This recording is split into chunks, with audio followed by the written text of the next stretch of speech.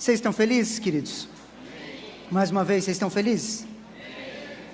Queridos, nós estamos no ano de fazer discípulos, queridos. Estamos sendo desafiados a seguir a Jesus como discípulos do Senhor.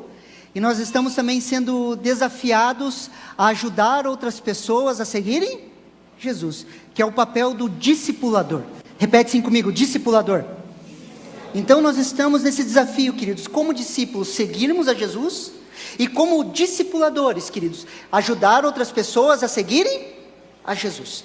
Esse é o nosso propósito desse ano, queridos. E nós estamos usando o texto de Mateus 28, do 16 ao 20. Gostaria de ler esse texto. Se você trouxe Bíblia, abra comigo lá em Mateus, no capítulo 28, do verso 16 ao 20. A palavra de Deus, ela fala assim: Então, os 11 discípulos partiram para a Galileia e foram ao monte que Jesus havia indicado. Quando viram, o adoraram. Alguns deles, porém, duvidaram. Jesus se aproximou deles e disse: Toda autoridade no céu e na terra me foi dada. Portanto, vão e façam discípulos de todas as nações, batizando-os em nome do Pai, do Filho e do Espírito Santo, ensinando os novos discípulos a obedecerem a todas as ordens que eu lhes dei. E lembre-se disso, estou com vocês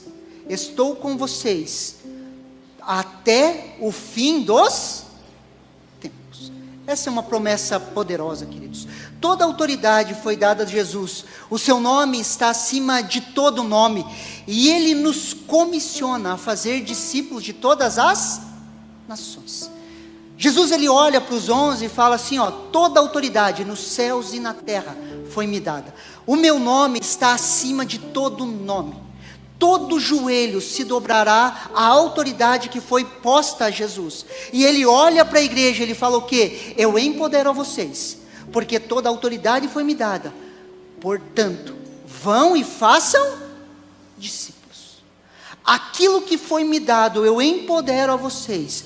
Vão e façam discípulos de todas as nações. E aqui, queridos, existe uma máxima, queridos.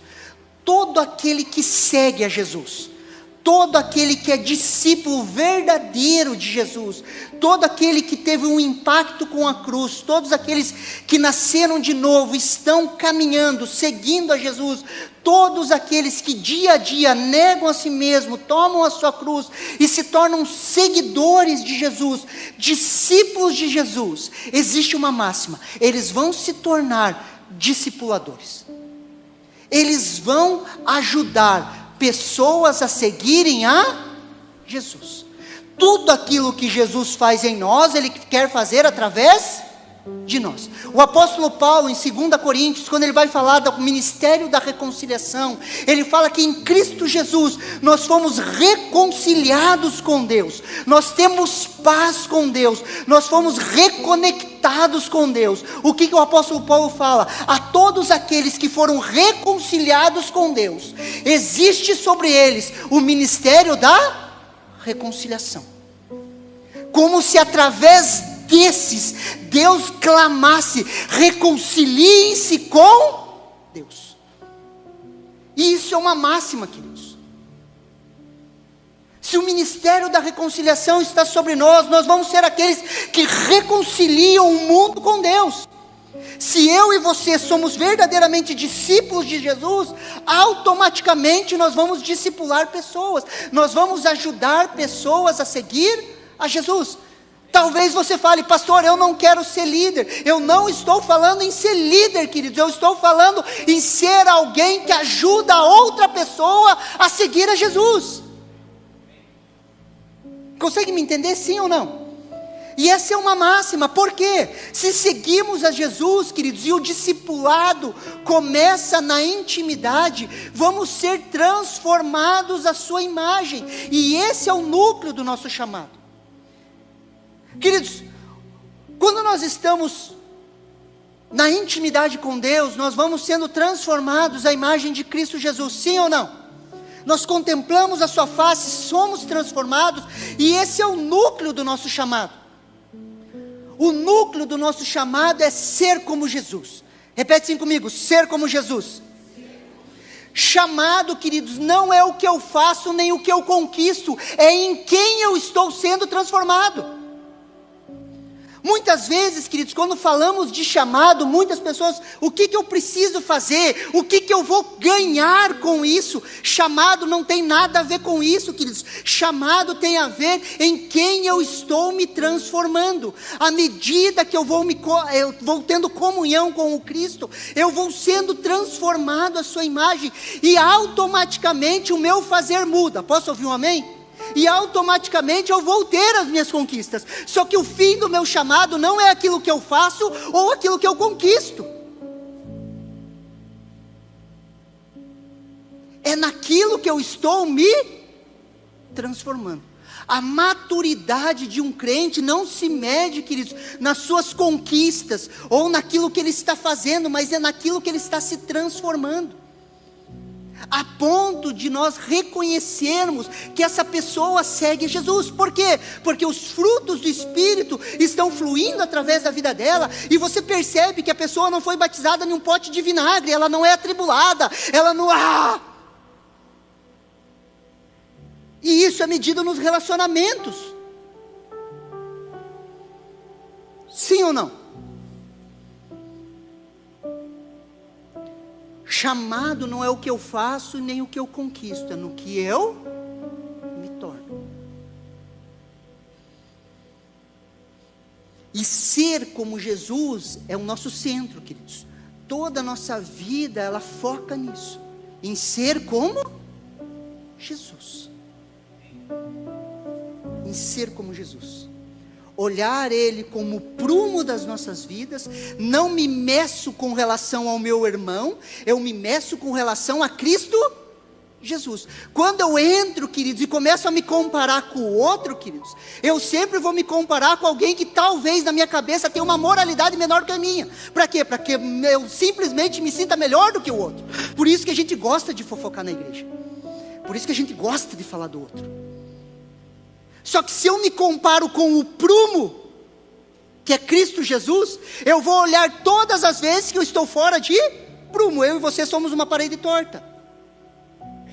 Fale assim: graças a Deus, por Cristo Jesus, que tem endireitado essa minha vida torta. Aleluia. E o prumo pega todos, queridos.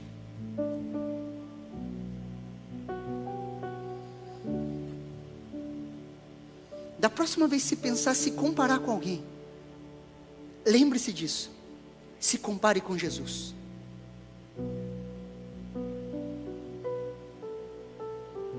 Sim ou não? Nesse processo de seguir a Jesus, queridos, eu e você, nós recebemos um novo coração. Olha o que Ezequiel, capítulo 36, do versículo 26 ao 27 nos fala. Ezequiel, capítulo 36, do 26 ao 27. Olha o que a palavra de Deus nos fala. Eu lhes darei um coração novo e porei dentro de vocês um espírito novo. Tirarei de vocês o coração de pedra, lhes darei um coração de carne.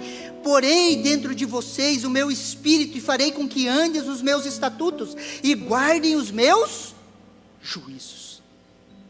Queridos, o novo nascimento é uma transformação radical, é uma mudança de natureza.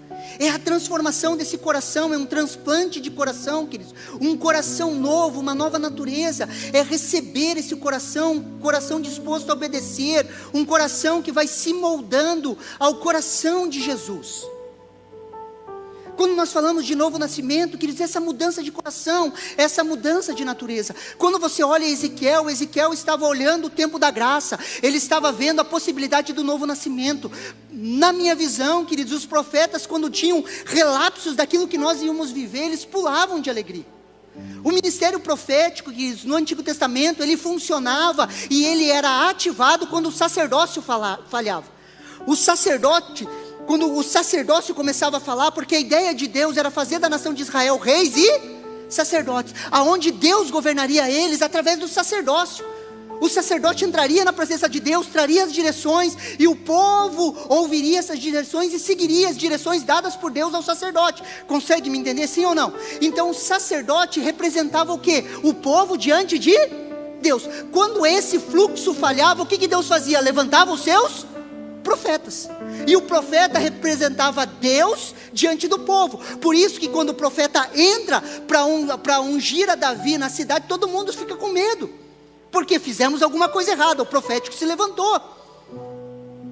Então o profético, querido, só levantava para consertar as coisas. Quando Ezequiel olha isso, ele fala assim: haverá um povo aonde o coração será transformado, eles não serão mais rebeldes, Deus colocará dentro deles o Espírito, e o Espírito de Deus conduzirá esse povo. Ezequiel olhou a dispensação que nós vivemos hoje, que é da graça, e para mim ele deu saltos de alegria. Não vamos mais direcionar um povo rebelde, vamos direcionar um povo que tem um novo coração, uma nova natureza, e eu e você temos um novo coração. O Espírito de Deus foi posto em nós. Se eu pudesse dar um tema para essa mensagem, o tema seria o coração do discipulador. Nós temos um novo coração.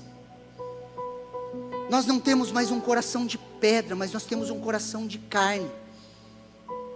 Quando falamos de ser como Jesus, queridos, buscamos que o nosso coração se converta ao coração dele, que o nosso coração seja como o coração de Jesus, e isso é um processo, queridos. Existe um novo nascimento, um marco, nós nascemos de novo, sim ou não? A partir desse novo nascimento acontece o quê? O que nós chamamos de conversão. Nós estávamos indo para uma direção, através do convencer do Espírito Santo, nós vamos nos convertendo. E conhecereis a verdade vos libertará.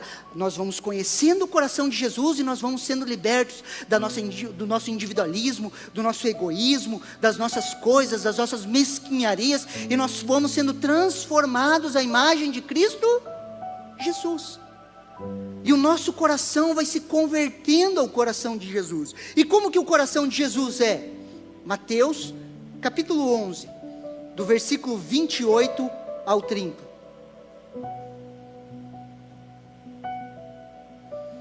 Evangelho de Mateus, no capítulo 11, do versículo 28 ao 30.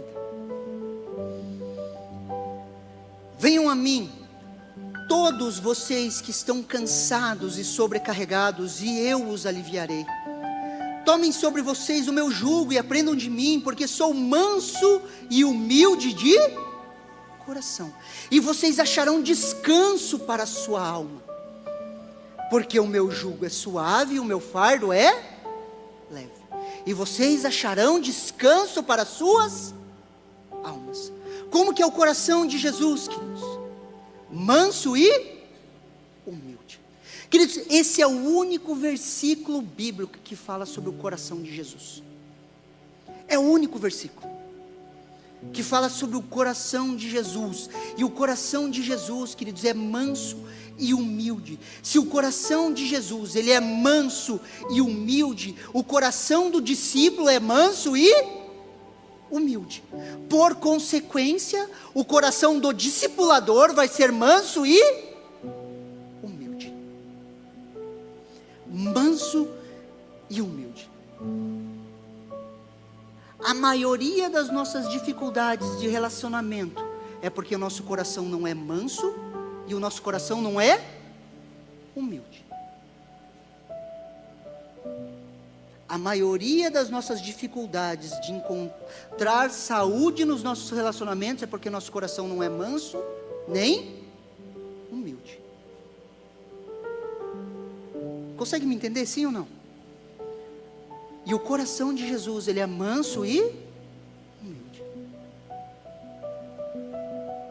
E a nossa oração tem que ser: Deus, me dá esse coração manso e humilde. Todas as vezes, queridos, que nós percebemos que nosso coração não está sendo manso e humilde, queridos, nós precisamos nos arrepender. Deus, me perdoa, me dá um coração que nem o teu. Me dá um coração igual ao teu. O coração do discipulador, queridos, e o coração de Jesus também é assim, é um coração de entrega. Repete assim comigo: entrega. Olha o que João capítulo 15, versículo do 12 ao 15 nos fala. O meu mandamento é esse, que vocês amem uns aos outros, assim como eu os amei. Ninguém, preste atenção aqui, ninguém tem amor maior do que este, de alguém dar a própria vida pelos seus amigos. Vocês são os meus amigos, se façam o que eu lhes ordeno.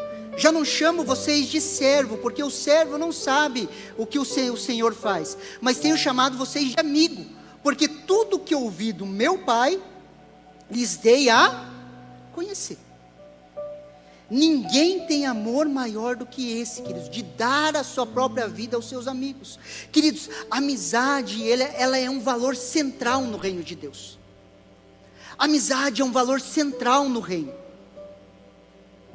a ponto de Jesus dizer que ninguém tem amor maior do que esse, de dar a vida pelos seus amigos. Por isso, queridos, que o nosso primeiro pilar do discipulado é a amizade.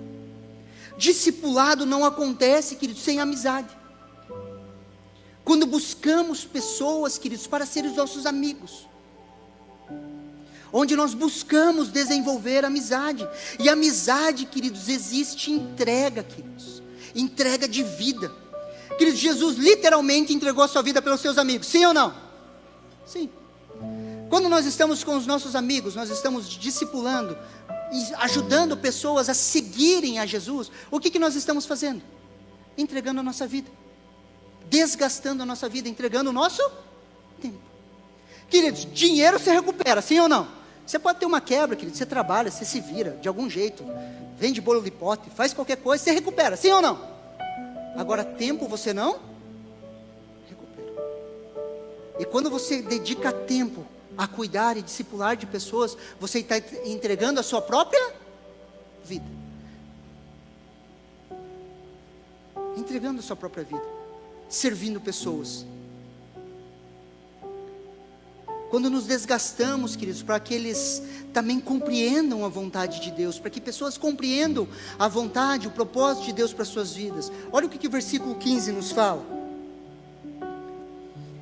Já não chamo vocês de servo, porque o servo não sabe o que o seu Senhor faz, mas tenho chamado vocês de amigo, porque tudo o que eu ouvi do meu Pai, lhes dei a conhecer. Queridos, o desenvolvimento da amizade bíblica, queridos, ela gira em torno do falar de Deus. Por que Jesus chamou eles de amigo? Porque eu revelo aquilo que eu ouvi do meu Pai. A amizade bíblica, queridos, ela gira em torno do falar de Deus.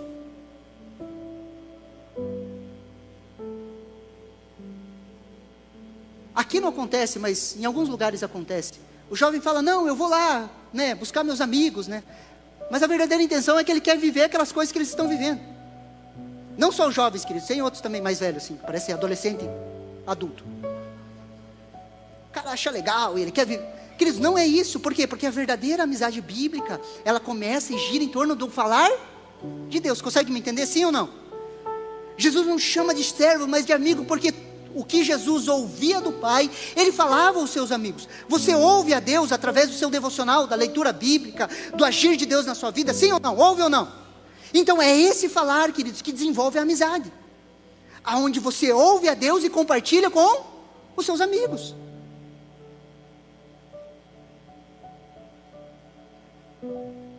Aonde você compartilha, queridos, aquilo que Deus tem falado com você. O coração do discipulador, ele investe em quem todos duvidam. O coração do discipulador, queridos, ele investe naqueles que todos duvidam. Olha o que Atos capítulo 9, do versículo 26 ao 27 nos fala.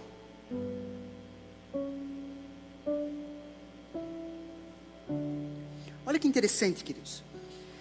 Quando chegou a Jerusalém, Saulo procurou juntar seus discípulos de Jesus.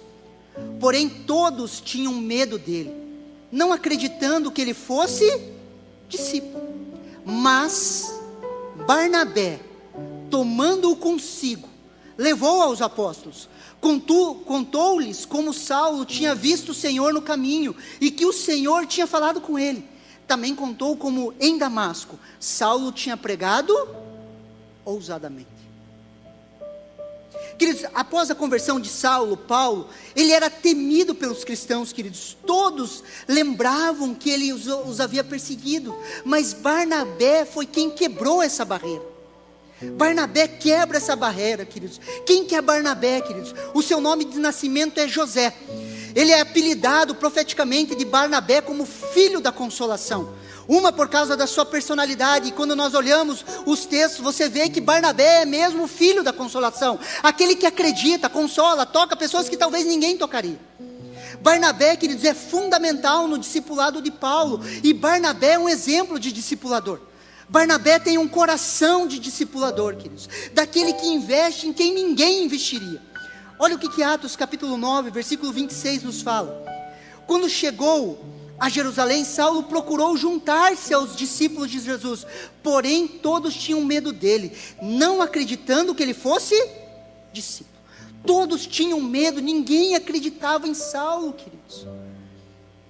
Só que nós precisamos entrar no contexto para nós entendermos isso. O primeiro mártir do cristianismo foi Estevão, morto a pedradas. Atos capítulo 7, versículo 58. Olhe, preste atenção aqui. Expulsando-o da cidade, Estevão, o apedrejaram. As testemunhas deixaram as capas deles aos pés de um jovem chamado Saulo. Com o aval de Saulo, houve a primeira morte, queridos. Agora imagine, queridos, nossa comunidade de fé. Pessoas estão sendo perseguidas. Pessoas estão perdendo o seu emprego. Conhecidos, parentes, amigos, familiares estão sendo mortos, presos, apedrejados. De repente aparece o camarada que é o cabeça disso. E ele vem para o nosso meio. O que eu e você faríamos? Você confiaria em um cara desse? Você acreditaria em um assassino?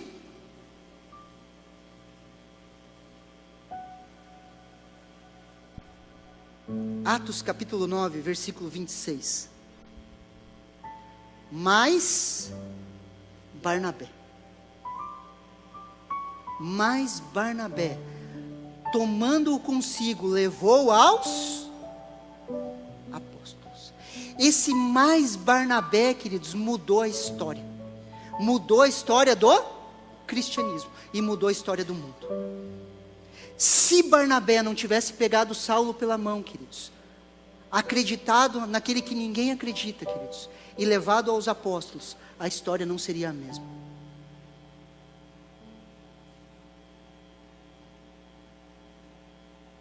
Mas o filho da consolação tomou Saulo pela mão e levou-os aos apóstolos. Queridos, Jesus pode transformar qualquer pessoa. Queridos, Jesus pode transformar qualquer pessoa. O Charles discipulou alguns camaradas que ele ia buscar os caras na rua. Talvez pessoas que ninguém acreditava. E hoje esses caras são pastores, queridos, estão fazendo a diferença onde eles estão. Mas alguém pegou esse cara pela mão. Muitas vezes até buscando dentro de uma valeta, queridos. Buscando o cara pela mão. O coração do discipulador, queridos, ele investe em quem ninguém iria investir. Queridos, por isso que nós não desistimos de ninguém, queridos. Caminhe mais uma milha. Você foi transformado de uma hora para outra, assim, tipo, pá! Ou você deu trabalho? Quando nós fomos para a VIT, queridos, nós começamos a nos reunir, e nós oramos, Deus envia pessoas, nós precisamos, na época nós precisamos de recursos. Uma vez eu e a Kelly falamos, vamos orar para vir empresário para a igreja, tive a boa ideia, vou orar para vir empresários para a igreja. Eu e a Kelly começamos a orar para vir empresários, só veio quebrado, um mais quebrado que o outro, quebrado, falava. e como as pessoas vivem de aparência, quando a pessoa entrava, você falava, esse aí vai ajudar. Chegava perto, o cara quebrado, bicho. Uma hora Deus falou assim, ó, isso aí é uma caverna de Adulão. Só vem os endividados, zoados, que deve para a polícia. Tudo, queridos, tinha de tudo, queridos. Tanto é que uma vez o Arno foi na reunião de pastores aqui estava no núcleo de pastores, um pastor de vídeo estava lá, começou a conversar com o Arno, você é lá da Shalom, nós temos lá um trabalho, lá com o pastor Saulo, lá só vai curva de rio. Não desistimos de ninguém, queridos. Os endividados, queridos, os falidos, hoje são pastores, cuidam de igrejas.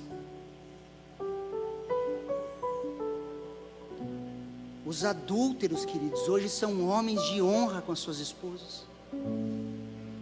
O coração do discipulador, queridos, ele investe em quem ninguém quer investir.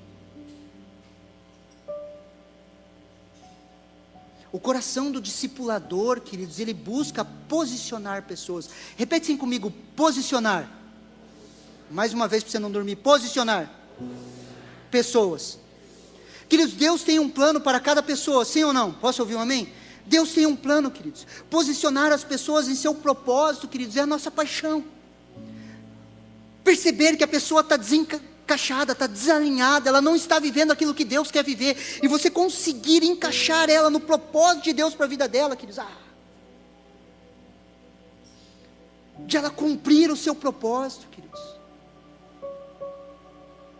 Essa é a nossa paixão. Eu e a Kelly sempre falamos, o nosso papel é posicionar pessoas no seu chamado, é colocar elas nos seus devidos lugares, para que elas possam viver o propósito de Deus para a vida delas, para que elas possam desenvolver o seu chamado.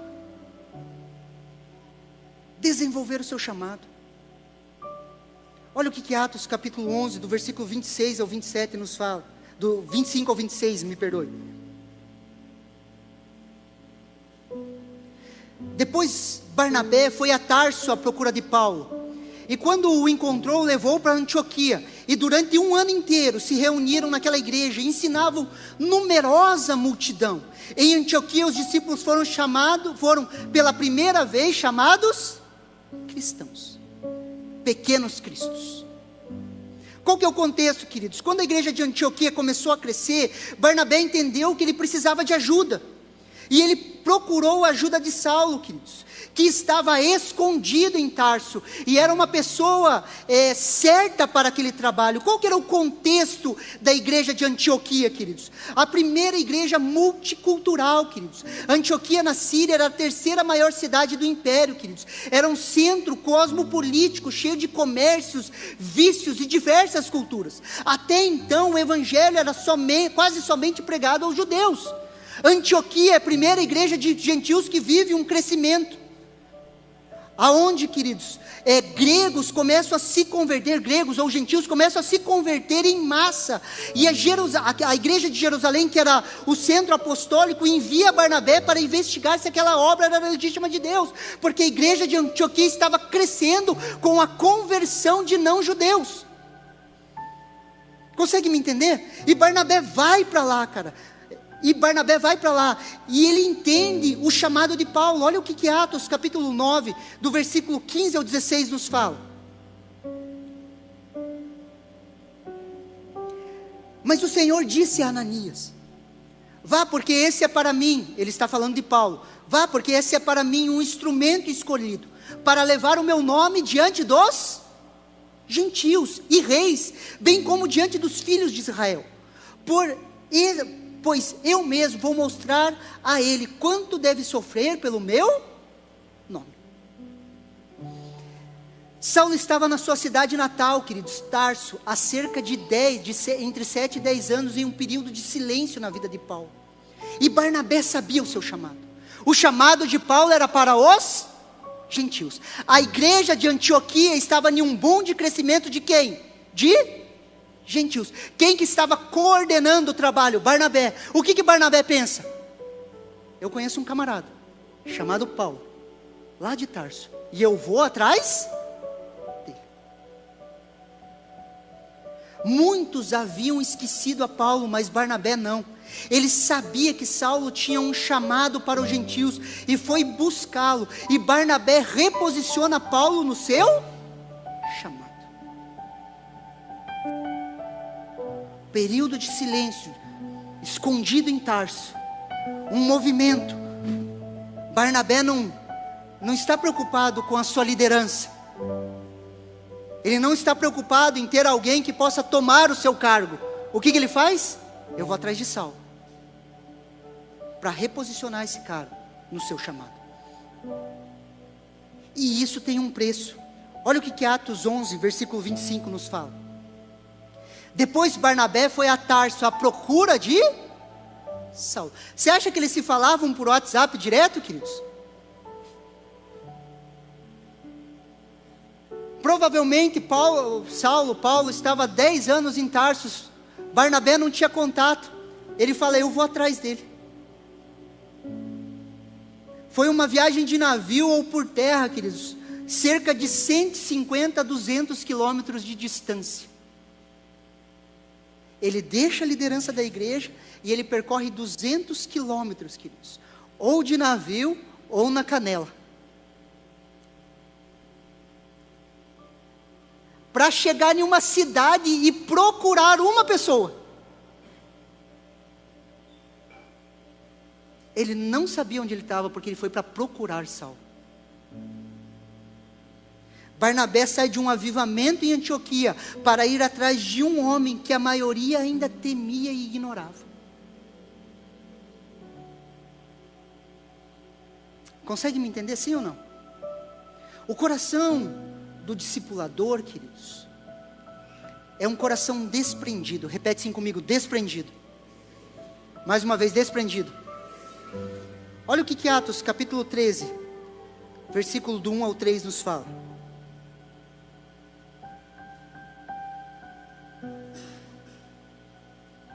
Havia na igreja de Antioquia profetas e mestres. Barnabé, Simão chamado Níger, Lúcio, Cirene, Manaém, que tinham sido criados com Herodes, o tetrarca, e Saulo. Enquanto eles estavam adorando o Senhor e jejuando, o Espírito Santo disse: separem-me agora Barnabé e Saulo, para a obra que eu os tenho chamado.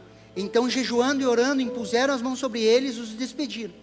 Queridos, aqui é a primeira viagem missionária de Paulo, onde a plataforma de envio é a igreja de Antioquia, a qual Barnabé liderava, queridos. E essa igreja separa quem? Barnabé e Saulo, para a obra que eles iam fazer, para a viagem missionária. Olha que interessante, no decorrer do texto, Atos capítulo 13, versículo 2, e Atos capítulo 13, versículo 7. Enquanto adoravam o Senhor em jejum, disse o Espírito Santo: separem a Barnabé e a Saulo, para a obra que os tenho chamado.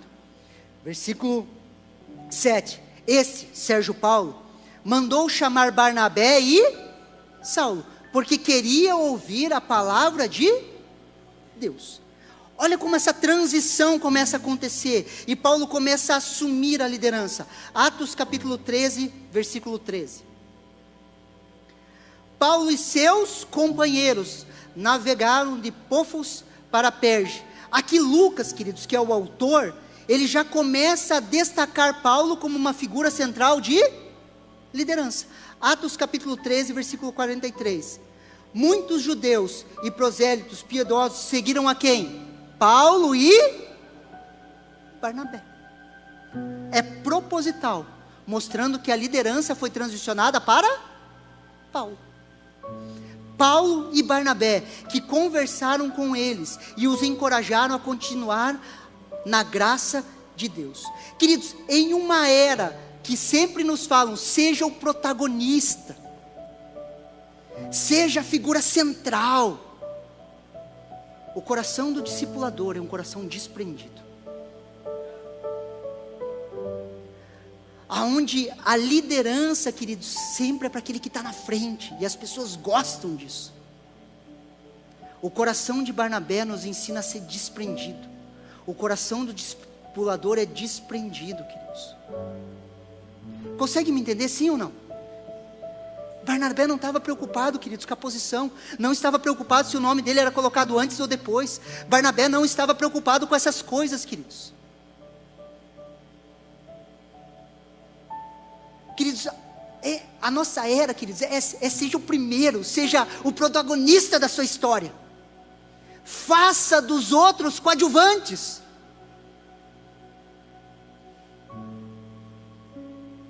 Barnabé dá um passo para trás e permite que Paulo vá para frente. Quando nós voltamos ao início, queridos, discipulado começa na intimidade. Posso ouvir um amém? Na intimidade nós vamos sendo transformados em nossa imagem de Cristo, sim ou não? Presta atenção aqui. Nós vamos para a nossa intimidade e nós somos transformados à imagem de Cristo, sim ou não? Essa transformação, queridos, preste muita atenção aqui, por favor. Ela precisa mudar o nosso ideal de sucesso.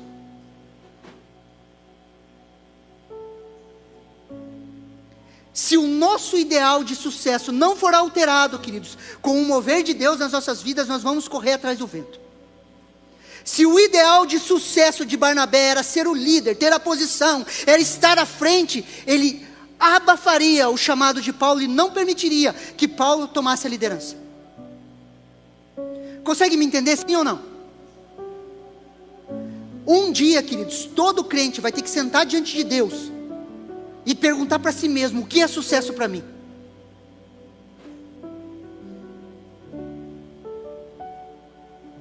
E você vai ter que permitir que o Espírito Santo te fale o que é sucesso. Porque senão o sucesso vai ser ganhar dinheiro, o sucesso vai ser construir patrimônio, sucesso vai estar à frente de uma equipe de louvor, sucesso vai ser estar à frente de uma igreja. Essas coisas são boas, mas não deveriam ser sucesso para nós. Sucesso para mim e para você é sermos transformados à imagem de Cristo Jesus.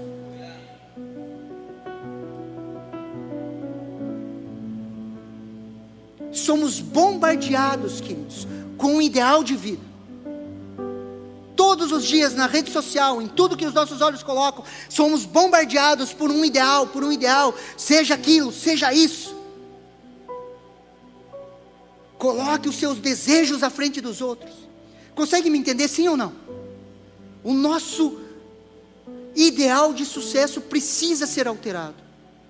Enquanto muitos buscam ser a Paulo, o grande pregador, o executor, a face visível do ministério, Barnabé revela o seu desprendimento, queridos. E o reino de Deus avança, queridos, com discipuladores desprendidos, queridos.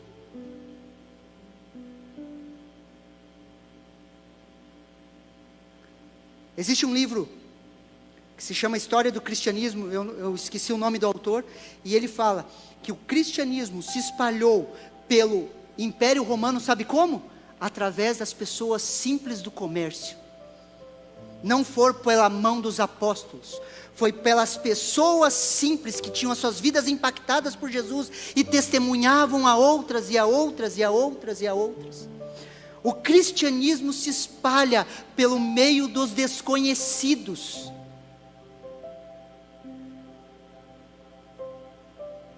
Quem te evangelizou foi um grande pregador? Ou foi uma pessoa comum?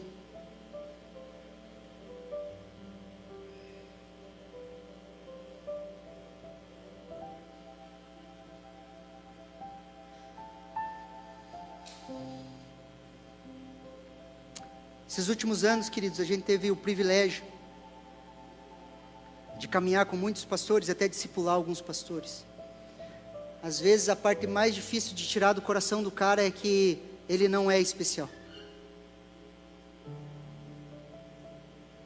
Que ele não vai, ou nem todos vão ser líderes de multidão.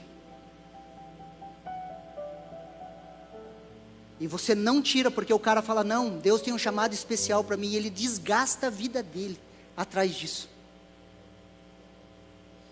E às vezes você tem que chegar para o camarada e falar assim: cara, você não é especial, você só é mais um cara comum, como eu e você aqui, ó. Comum.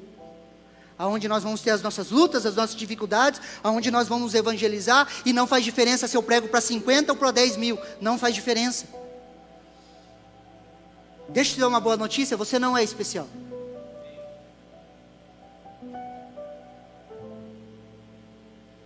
Você é um cara e uma mulher comum, vivendo uma vida comum e amando a um Deus extraordinário. Não existe, tem um reformador que ele fala assim, não existe nada mais extraordinário que um homem comum, uma mulher comum, cuidando dos seus filhos comuns. Aleluia. Não gaste tua vida achando que você é extraordinário, senão a frustração vai bater na sua porta.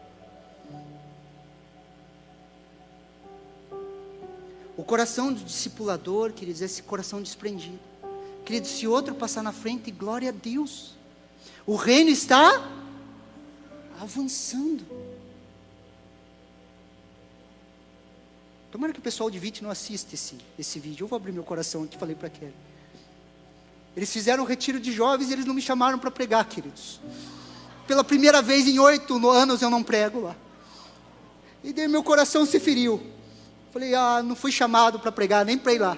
Nem me convidaram para ir. Fundei a igreja, queridos.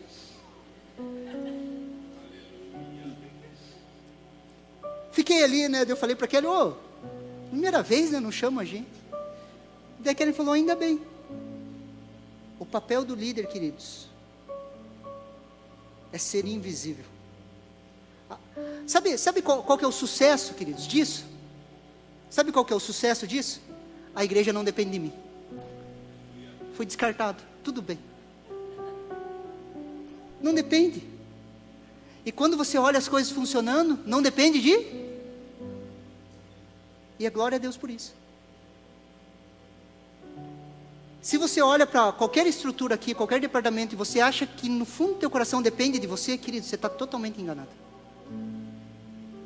Totalmente. Extremamente enganado. Uma que Deus não te deve nada e ninguém te deve nada. Aleluia.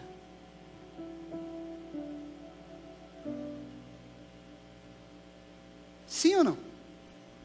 Sabe por que a gente se ofende? Um parênteses aqui, não tem nada a ver com a mensagem. Sabe por que a gente se ofende? Porque a gente acha que as pessoas devem para nós. Ninguém deve nada para você. Seus filhos não te devem nada, seu pai não te deve nada, ninguém deve nada para você. Toda a dívida foi paga na cruz do Calvário. As tuas e das pessoas. Aleluia. O coração do discipulador, queridos, ele aponta para a restauração. Repete assim comigo. Restauração. Atos capítulo 13, versículo 13. E navegando de Pafos, Paulo e seus companheiros viajaram para Pergue, da Panfilha. João, que é João Marcos, porém, deixando-os, voltou para Jerusalém. Eles estavam indo, queridos, colocaram na primeira viagem missionária, Paulo e Barnabé levaram um jovem chamado João Marcos, que era primo de Barnabé, como auxiliador, e João Marcos abandona a viagem, queridos. Abandona. A Bíblia não dá um motivo, queridos, mas alguns sugerem cansaço, outro medo por causa das montanhas perigosas, da região, ou da distância, ou até mesmo a discordância com a liderança de Paulo. Outros acham que ele não suportou a pressão da perseguição. Sabe aquele lance, deu briga, o cara corre, deixa os outros apanhando? Mas mais ou menos assim, no meio da rua nós falávamos assim, quem correr apanha depois. Se for para apanhar, apanha todo mundo junto. Deu rolo, de alguma forma, João Marcos fez o quê? Fugiu, saiu. 2 capítulos mais tarde, queridos, Atos capítulo 15, versículo 36 ao 39, segunda viagem de Paulo e Barnabé. Alguns dias depois, Paulo disse a Barnabé, vamos voltar e visitar os irmãos em todas as cidades nas quais anunciamos a palavra do Senhor, para ver como estão. Barnabé queria levar também João, chamado de Marcos. Mas Paulo não achava justo levar aquele que tinha se afastado deles desde a Panfilha, não os acompanhando no trabalho. Houve tal desavença entre os dois, que vieram a separar-se. Então Barnabé levou consigo Marcos, navegando para Chipre. Algumas traduções vão falar assim, não houve pequena contenda. Na minha tradução, queridos, da minha imaginação e os dois saíram na mão. Por quê? Porque queriam levar um cara que tinha desistido na primeira viagem, o filho da consolação falou o quê? Vamos levá-lo. O que Paulo falou? Levar não. A hora que a gente precisar, se Zé vai correr. E daí nós vamos apanhar sozinho. Não vai junto. Barnabé falou o quê? Vai. Sabe por quê? Barnabé é o cara da segunda chance. Queridos, Barnabé é o cara da segunda chance. O coração do discipulador, queridos, é o coração da segunda chance. Queridos, quantas chances Jesus deu para você?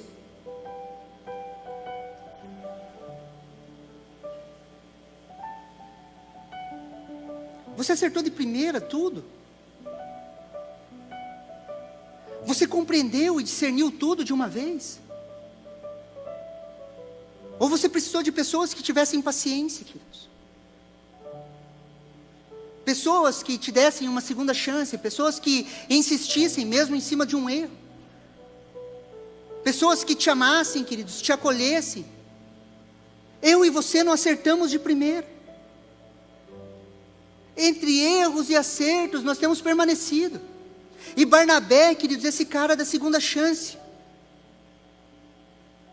E a pergunta para essa manhã, queridos, é quanto você está disposto a ser Barnabé na vida de alguém? Quando falamos de discipulado, queridos, de discipulador, é o coração de Jesus se manifestando através das nossas vidas. Eu e você vamos sendo desafiados a ser como Ele, servir como Ele. Gostaria de chamar a equipe de louvor e eu gostaria de concluir o raciocínio de forma simples, queridos. O nosso propósito é sermos como Jesus, sim ou não? Estamos sendo transformados à imagem dele. O nosso propósito, queridos, ou nós estamos caminhando para isso, é para sermos mais parecidos com Jesus. Na intimidade nós vamos sendo transformados. E quem que vai moldando Jesus em nós, queridos? Quem que molda mesmo? É o nosso irmão. É o relacionamento. Jesus, queridos, é moldado em mim e em você no relacionamento. Por isso que ame a Deus e ame o seu irmão, o seu próximo. É no relacionamento que todos querem fugir, queridos. Por isso que existe, e eu não estou tapando o erro da igreja, mas existem muitos desigrejados pelo simples fato de não quererem viver em comunhão, porque viver em comunhão, queridos, vai tirar o melhor de nós, não o pior. Viver em comunhão, queridos, discipular e ser discipulado, queridos, vai ser o que vai amassar a gente. Vai ser aquilo que vai transformando verdadeiramente Jesus em nós. Aquele que roubava não rouba mais, aquele que fofocava não fofoca mais. Aquele que falava mal do irmão, queridos, língua preta mesmo, peluda, começa a bem dizer, a falar bem. Aquele que lutava por posição, queridos, que vem como um trator para dentro da igreja, querendo subir. Qual que é a maneira que eu faço para subir rapidinho para o louvor? Porque eu preciso dessa escada. O cara começa a entender que é invertido, e ele começa a descer cada vez mais para servir. Consegue me entender, sim ou não? É Jesus sendo moldado em nós, mas isso parte de uma decisão. Eu quero um coração igual ao de Cristo Jesus. Eu quero e permito que Jesus molde o meu coração. Eu quero ser um discipulador. E você aprende, queridos, muito mais discipulando do que sendo discipulado. Porque enquanto você é discipulado, queridos, é derramado amor sobre a sua vida, paciência, mansidão, domínio próprio, benignidade, bondade. A pessoa está lá derramando em você. Só que chega na tua vez, queridos, você começa a tentar derramar, daí você fala, o cara não faz o que eu mando. Mas não é isso, Zé, não é fazer o que você manda. É amar, queridos. Daí você é do cara do horário, sabe? Se você está 10 minutos, se você não chegar 10 minutos antes, você já está atrasado dentro de você. E o cara nasceu atrasado, bicho. Para ele não faz diferença nenhuma. Se está marcado 9 até 9:30 é horário. Daí você fica lá pegando fogo por dentro, fala, falta de responsabilidade, é o tipo do cara. Daí Jesus fala assim, E aí? E aí? Daí o cara vem, você dá um sorriso, beleza, nem pergunta, ama o cara. Ah, pastor, você está fortalecendo em responsabilidade? Não, queridos, só estou falando que somos diferentes nas nossas ações. E nós temos algumas réguas, queridos, que as pessoas não têm. E deixa eu te dar uma boa notícia, talvez não, nem precisam ter. Sim ou não? Ou você acha que as pessoas precisam ser que nem você? Imagine um monte de você na igreja. Que horrível. Uma vez só, queridos, eu perguntei para um Zé. Pensa num cara que dava trabalho na igreja. Pensa, dava trabalho. E ele brigando com todo mundo, assim. Só ele estava certo. Eu falei, cara, imagine uma igreja cheia de você. O camarada parou para pensar assim, olhou para cima dele, olhou para mim. Nossa, que massa que seria. Eu falei, pelo amor de Deus, João. Eu não aguento um de você, imagina um monte. A nossa busca, queridos, é ser como Jesus. E o nosso desafio é ter um coração como o dele. E refletir isso nos nossos relacionamentos. O coração de Jesus, queridos, não se reflete em um quarto fechado. Num quarto fechado você tem comunhão com Deus. E o Deus que vê no secreto, Ele te recompensa. Te recompensa como? Qual que é a maior recompensa que Deus pode te dar, queridos? Não é recompensa financeira, não é, eu vou orar bastante e Deus vai me dar uma multidão para pregar. Eu vou orar bastante e Deus vai fazer a minha banda explodir. Não é isso, queridos.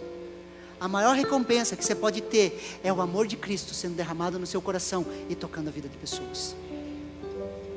Vamos nos colocar em pé, queridos, vamos orar. Enquanto eles ministram uma canção, queridos, eu queria que você tirasse um tempo para orar. E falar com Deus agora, em nome de Jesus. Tire um tempo, queridos, fale com Deus agora, em nome de Jesus.